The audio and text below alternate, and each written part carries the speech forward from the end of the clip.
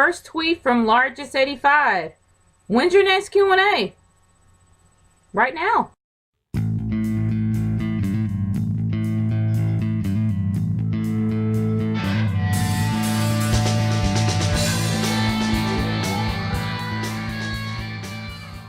$50 is a good number. I highly agree. 50 is an awesome number. Guys, this is my 50th mini Q&A. Seriously, my 50th. I thank you guys so much for sending me these questions. Y'all are awesome. And I'm going to get started with these because I got a lot of YouTube questions and one Twitter question. So I'm going to get this. I'm just going to go ahead and get the Twitter one out the way. My Twitter question that I think I missed before comes from Largest85. What do you think of the Juice Juventud Guerrera? I guess I thought it was Guerrero.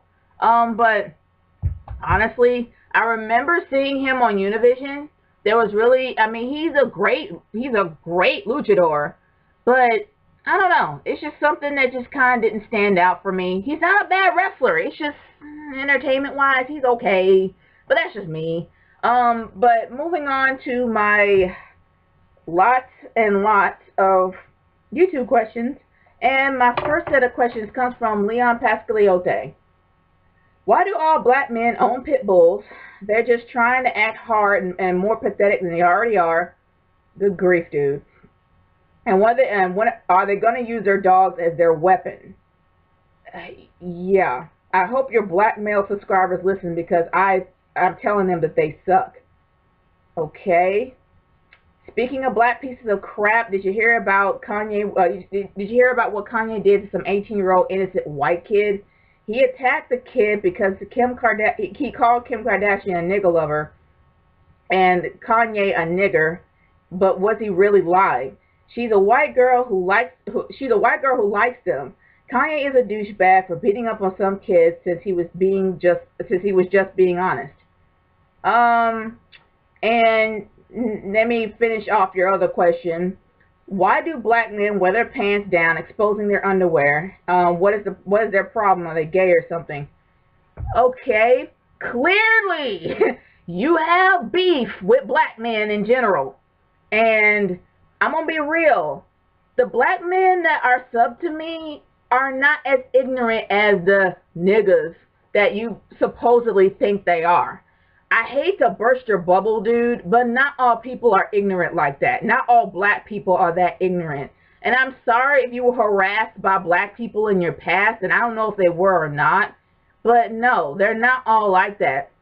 Nigga is a term for ignorance. Ignorance and practically being lowly dirt that you deserve to be stepped on and move on to the next. Like, seriously, nigga is a lowly term. It's a lowly term for being the scum underneath somebody's shoe. That's how black people were treated during slave times. And that's what nigga meant. It was the biggest insult, bigger than being spit in the face or spat in the face, whatever the term is. But that's a very lowly word to use. And I'm going to be real with you. That white kid that you say is innocent just because he was keeping it real shouldn't have done that. He was wrong too. There was nobody innocent in that entire situation at all. Kim could have walked away and left it alone. Kanye could have controlled his temper. And that white kid could have kept his mouth shut and kept his feelings to himself. Because honestly, if you want to instigate a fight, which you probably was doing it for sheer attention since mounds and mounds of the paparazzi was there taking pictures of Kim, or the fact that he just really couldn't stand her, I don't know. I can't judge the guy, and I'm not going to. But I'm going to tell you right now, nobody in this entire party that actually happened, that happened with her and the whole situation was right. Nobody was right. Kanye was wrong, the white kid was wrong, and Kim was wrong. Moving on to the black men that are putting their pants down to their ankles, I can't speak for them. But I know that that's another way of calling them jailbait because that's what they do in jail. If they have some tail that they want to screw, they put their pants down and show them where it's at. That is what it means. Why they do it, they think they're cool, and they're not. Trust me, in my hometown of Atlanta, they find people like that. They're trying to stop that from happening because young black men think that it happens to be a fad, and that fad has gone away for a very long time. It's been gone since the 90s. And you can't say that only black men do it. White kids do it too. Nobody's stopping them. And I'm going to be real with you. Who's basing their music going down the road these days? Ain't black men. I'm seeing more white kids doing it. What? And I'm sorry that you have problems with black men and pits. But I'm going to be real with you. My uncle happens to raise pit bulls, and pit bulls happen to be the best guard dogs there are around, and they're the sweetest. They know how to handle a baby, they know how to protect their family, and they are not vicious attack dogs that are natural born killers. They're only that way because of who trains them. And if they decide to have a pit, don't mean that they're all bad. There are some people that sell pits just to protect their homes. And you know what? They're good dogs. And as for black men having them, don't mean that they're vicious or criminals or anything else like that. It's because they like pits. And to be real with you, I am sorry that you don't like black men or whatever stereotype bugged you. I'm sorry, that's what it is.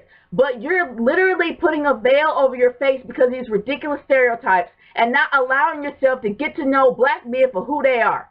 If you choose to do that, that's on you, boo. That's on you.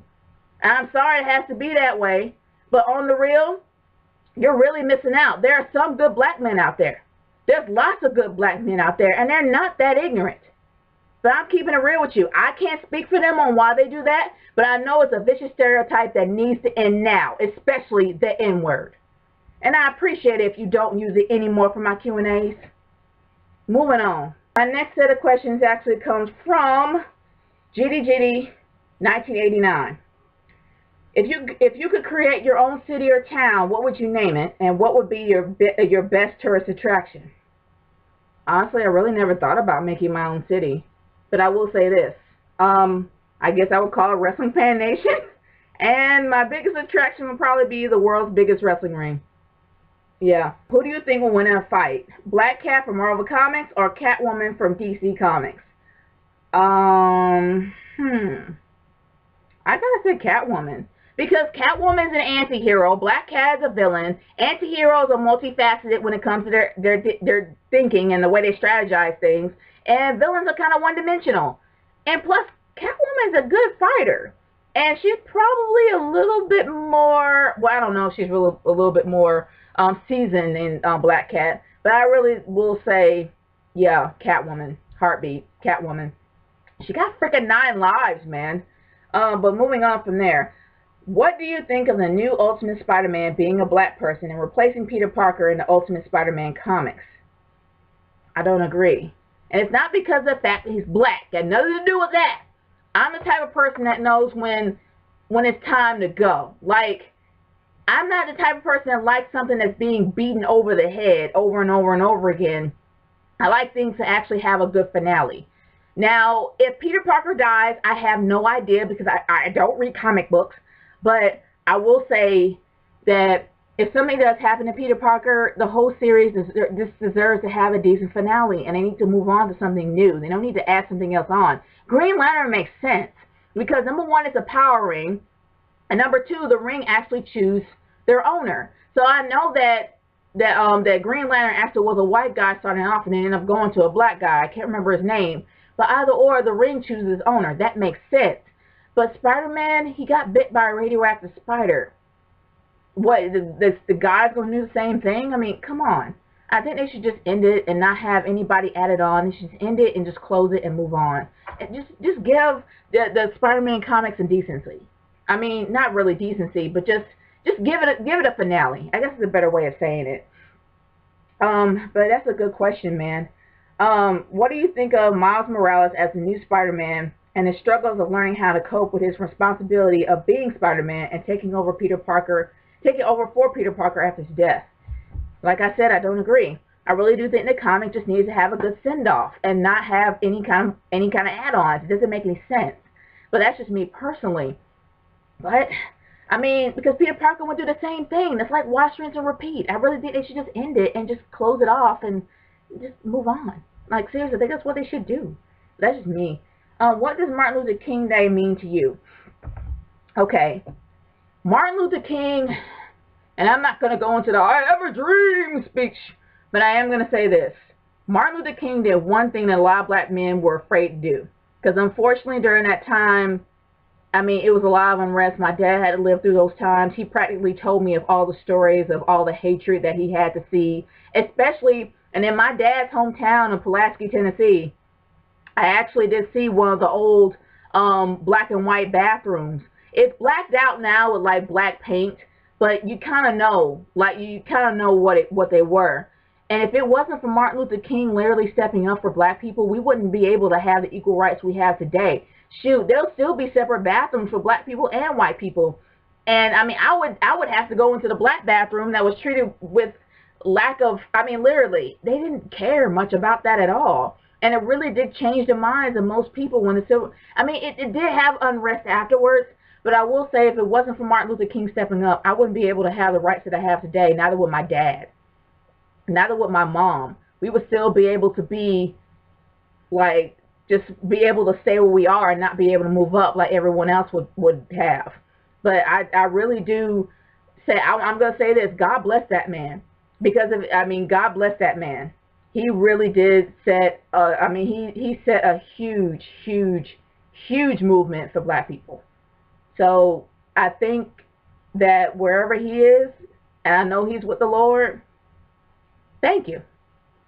I wouldn't be able to have the job that I have today, neither would my dad, neither would my mom, neither would any black person.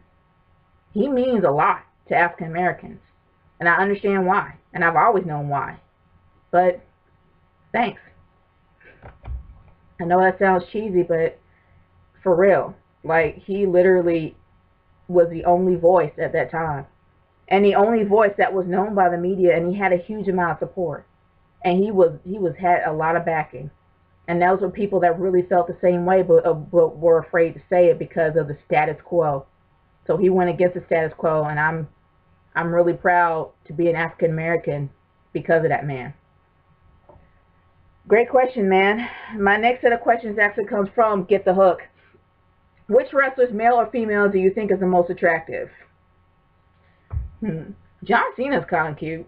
I'm not gonna lie. I mean, he's built like a black man, but he's kind of cute. But he's with Nikki, so moving on from there.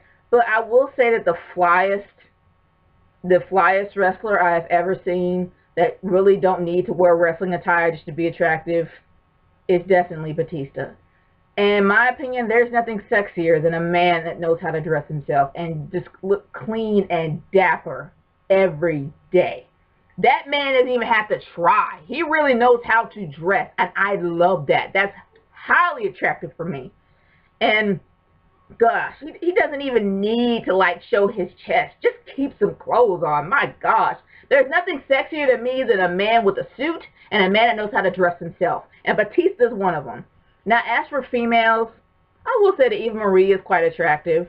The fact that she has that whole exotic look going, and also she kind of has that whole Jessica Rabbit thing with the red hair and big boobs, yeah, she's kind of attractive. But the person that's kind of growing on me is Brie. I like Brie Bella. She has spunk. And I know I didn't like him before, but I will say this. I like Brie Bella because she has that never say die attitude. Like, she's really got a lot of spunk, and she's probably the strongest Bella twin. I like Nikki. She's a bit sophomoric, but I still like her. I think she's pretty cool. But yeah, I mean, they're all attractive. But seriously, it's those two. Like, I would say AJ Lee, but she looks like she's 12. No, she looks like she's freaking 12 years old. So that's kind of weird. If the WWE breaks out of the PG era, do you think TNA style matches such as spanking matches, bra and panty matches, food fights would benefit the women if it was done in moderation?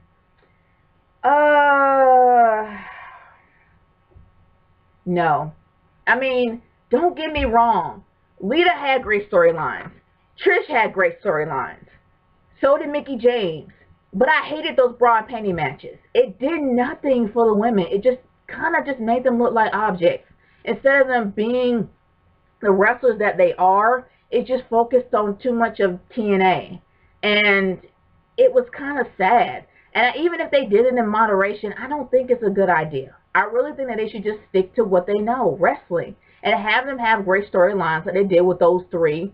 And also, you know, just give them something interesting to say or interesting in their storyline and stuff like that. Just focus on the storyline and not so much the wow factor, because sometimes that can get a little bit out of hand. But yeah, I don't think they should do it at all. That's just me speaking personally. Okay. They played a big part in escalating the careers of Trish Stratus, Lita, Tori Wilson, Sable, and etc. Will this benefit women like Cameron, Oksana, Eva Marie, and those who struggle as athletes, or is this degrading? Well, like I said before, it's degrading because that's all they focus on and not really how they are as wrestlers. But during that time, those women can handle it. Well, I guess I can't really say that. They didn't really focus so much on bra and panties matches with them as time went on. They actually had great storylines, great wrestling matches, and everything was interesting. They didn't really focus so much on that. Even with Sable, when Sable was going against her husband, it was never really so much focused on TNA. It was focused on a great storyline, like I said before. They should have focused on that. And let's face it, Cameron would not do it, and neither would Naomi. Keep it real, they will not do it. And I'm glad they won't. So yeah, it is kind of degrading. They can come up with something more original than that. Do you enjoy watching shoot interviews of wrestlers, and which ones do you think give the best interviews? Um, that John Cena, because John Cena, you can kind of tell the man knows how to talk. He knows how to talk. He speaks from the heart. He's kind of original in how he says things. He does great interviews. I mean, sometimes he can be a little corny, but he's a great talker. I can't say that about Randy. Randy is still like a robot, but yeah, Randy, no. But John Cena, yeah, he's a pretty good talker, and I enjoy him sometimes, not all the time. My final set of questions actually comes from Final Limits. Dude, you are awesome. You are a rock star. Thank you. Straight up. You have been sending me questions since my first Q&A? I can't remember. But either or, you've been sending me questions for a long time. Dude, you are a rock star. Thank you so much, man. But let me get started on your question. Why did NJ get mad when Largest said that he, or NJ, looks like a chick from the show Revenge? I had no idea that he got mad. Like, if he got mad, I wouldn't know. I don't have no idea. I can't really speak for him. How often do you work out, and have you gained weight and lost it and gained it again? Okay. Yes, I have gained weight. Yes, I have lost weight again. And yes, I gain weight sometimes. It happens. I'm a woman in my 30s. It's very difficult to keep your weight on and keep it steady than a woman in her 20s. But I look good either way. So it really doesn't matter. But yes, I have. I have gained weight. I have lost a lot of weight since then. And there are some videos that, yeah, I have gained it back again. It happens. But interesting question, man. I'm not really hurt by it. But interesting question. How would you react if Smooth McGroove appeared on as a surprise entrance theme in the Royal Rumble, and as one of the last guys remaining in the match before being eliminated? Smooth McGroove. Smooth McGroove is a little bit too mellow to even be a wrestler. I just can't imagine him actually being one. As him doing a theme, I can imagine it. I really can. I can't imagine who he would be though. But yeah, it would be pretty cool if he actually came out and did an entrance. Having fun with WWE 13, and has it froze on you during gameplay, as it has for anyone else that likes the game. Just freezes and you have to press the reset button. No, I had no problems with freezing. Like, no problem at all. I've been getting a lot of updates, so that's probably one of them. Did you know that you did the most Q&As on YouTube than anyone else? No, I haven't. Because the British Fists are on their 150th, I think. I mean, well, they're close to 150, but either or, the British Fist has done more Q&As than I ever have. Like, seriously. So they've done more than me. And that's me being, I don't know if I'm the only female. I don't think I'm the only female shooter out there. But, and I don't know how many other Q&As everybody else has done. I will say that 50 is a great number, but I don't think I've done the most. I know Bridge Fifth has definitely topped me by far. And they still haven't answered my question yet. But it's all good. It's all good. And your final question for me is, how would you react if the Hodge twins made the WWE debut and won the tag titles? I can imagine that, actually. I mean, they're two freaking bodybuilders, and they're big as beasts, man. And I really can't imagine them actually winning the tag titles if they actually became wrestlers. I can imagine that, seriously, and that will really be interesting. That would be interesting to see the Hodge twins on primetime TV. But guys, this is my mini Q&A number 50. I am at the 20-minute mark. I had no idea I would go that far. But either or, you guys have been the most awesome support ever. And I thank y'all so much for sending me questions. If you have any more questions for me, please send it to me via YouTube or on Twitter. This is Nature Girl 30 signing off for this 50th Q&A. Peace out. Later.